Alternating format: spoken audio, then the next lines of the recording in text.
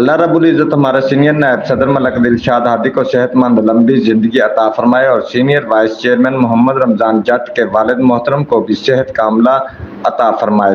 صدر city press club Kamalia ملک منظور حسین فریدی وزیر۔ City press club Kamalia میں ایک اجلاس منعقد کیا گیا جس کی صدارت صدر سٹی پریس کلب کمالیہ ملک منظور حسین فریدی وزیر نے کی۔